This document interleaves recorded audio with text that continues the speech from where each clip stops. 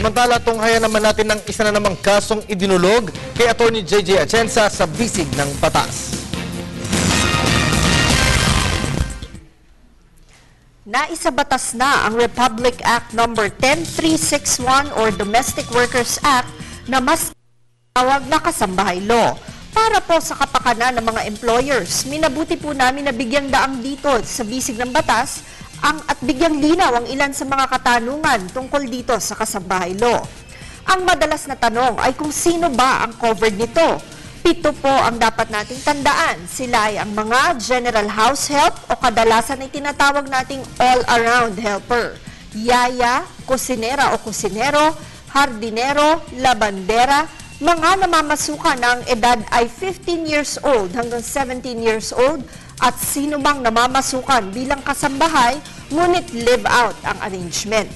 Tandaan po na hindi kasama dito ang mga namamasukan upang magsilbi sa ilang bahay o ilang pamilya. Kagaya nga po ng tanong ni Dino. Si Dino ay isang hardinero subalit naninilbihan sa iba't ibang pamilya sa loob ng isang linggo. May nakatalagang araw lamang ng pagbisita at pagsisilbi niya bilang hardinero sa ilang pamilya sa isang subdivision.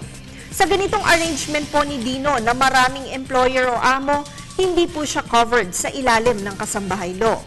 Sino-sino naman ang hindi covered sa ilalim ng kasambahay law? Sila mga service providers, family, mga batang napunta sa isang pamilya dahil sa foster family arrangement at sino mang naninilbihan occasionally lamang o paminsan-minsan lamang ipatawag upang manilbihan sa isang household kung kinakailangan. Marami po. At para po sa mas marami pang kaalaman tungkol sa kasambahay law, maaari po kayong pumunta sa www.dole.gov.ph. Paalala lamang po na ang aming opinyon ay base sa mga detalyeng inyong ibinibigay sa amin. Malaya po kayo makakakonsulta sa inyong abogado tungkol sa inyong mga legal concerns. Salamat po sa pagtitiwala ninyo sa Telebisyon ng Bayan. Mag-email po kayo sa ptv4newscenter@gmail.com. Attorney JJ Jimeno Atienza po, ang inyong bisig ng batas.